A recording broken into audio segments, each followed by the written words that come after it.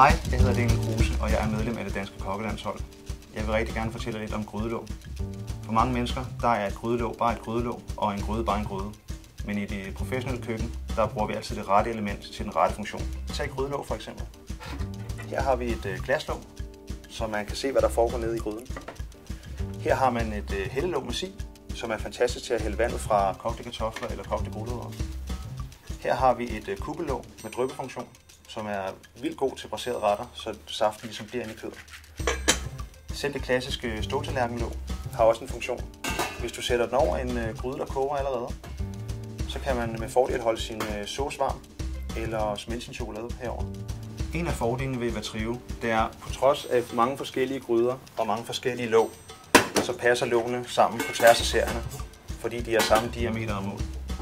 Det gør, at jeg har plads til meget mere køkkengrej derhjemme, fordi lågene fylder så minimalt. 4 låg, 4 funktioner, og så er det bare om at komme i gang.